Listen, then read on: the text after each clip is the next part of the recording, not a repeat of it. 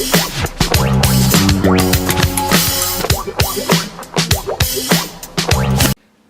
you think one's diet helps out with their sexual function? Absolutely. A person's diet has a direct effect on sexual energy and on pH balance and blood flow and genital smell, body odor, all of that. Think about it. You are what you eat. So if you're putting trash into your body, you can expect your libido to be low because the libido cannot function if it's being suppressed by fatty foods that's clogging your arteries. Your arteries need to be free so that the blood can flow, so that blood can flow down into your pelvis and create the sensitivity that's necessary for you to become aroused. For men, having a healthy heart is important because that directly affects your erection. You know, if blood cannot flow to your penis because your heart is trying to pump blood to your other vital organs, the penis is not going to get the erection that you desire. So if you're eating a diet that's high in fat and processed foods and sugars that convert into or metabolize into fat, then high cholesterol can definitely suppress your libido. Diabetes can suppress your libido. Your mental health can suppress your libido.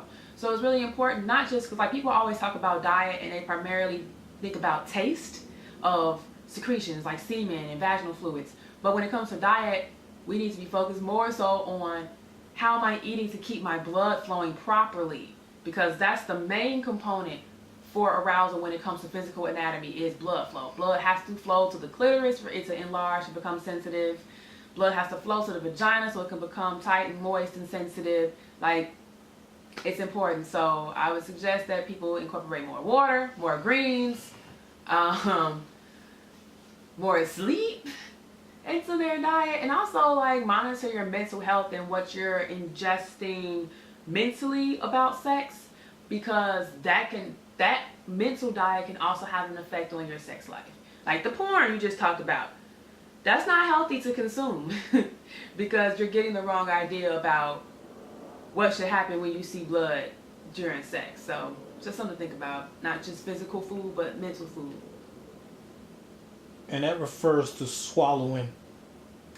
Well, everyone always talks about diet because they want to know, how can I change my man's secretions, or how can I change the taste of her secretions, because they do want to ingest each other's fluids, which is fine. And diet does have an effect on that.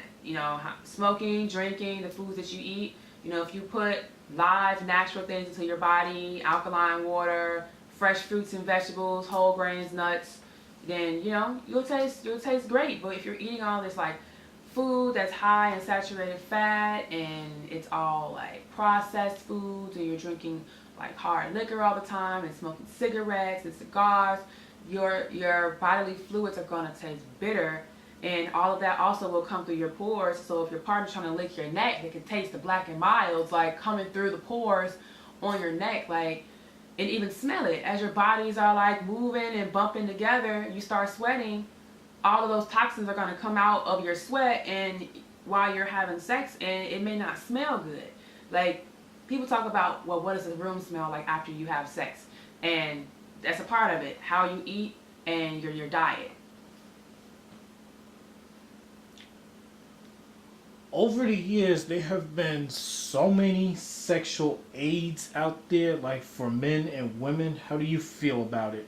Sex toys and assistants, Medicines. medicines. Like Cialis, Viagra.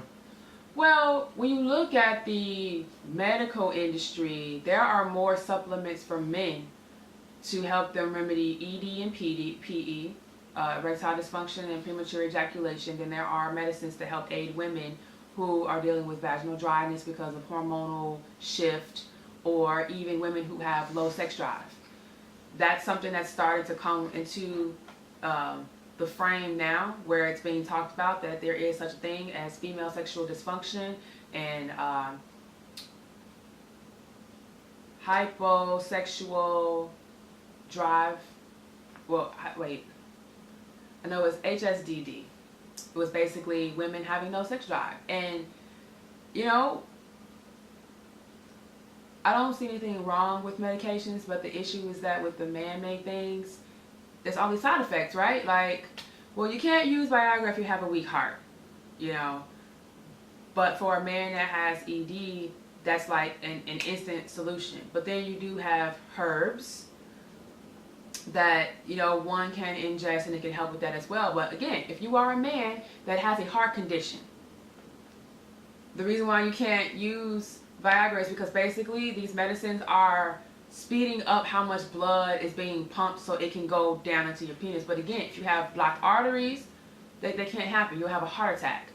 So that's why, like with herbs as well, you have to be careful, because if you are a man that has high cholesterol or blocked arteries or diabetes or something like that, there are certain herbs that could actually complicate your condition, because erectile dysfunction is a symptom of something else going on in the body, and it's typically something that's psychological or it's physiological, dealing with the heart, the kidneys, the liver, or it could, if you've had like a pelvic injury or something like that, that could be an issue as well, or even your weight, you know, being obese. So if you're taking a medication to treat a symptom instead of treating the overall issue, that's the issue that I have. Is a lot of people will lean on these aids without realizing that there is an underlying issue for why your body is not functioning in a healthy way sexually. Men are supposed to get erections when aroused. Women are supposed to get wet when aroused. But if that's not happening, then that's a dysfunction. There's something going on. Let's figure out what it is. Is it physiological or is it psychological? People don't want to go to the doctor to talk about these things, because I believe that traditional doctors, they don't have that tools and knowledge. Right, they're not really well versed in sexual matters unless you are like a gynecologist or a urologist. So, and then they only know as much as what has been written in the books and what has been researched. But there are like consistent studies going on day after day after day, and they're like consistently updating this knowledge. So that's why I say, as a person, you have to really know yourself and know your bodily functions and know exactly what you're dealing with on a health level before you go trying to use those pills at the gas station that have not been like vetted by anybody but the person that put it out there. So be careful if you're going to use sexual aids. Just do your research first.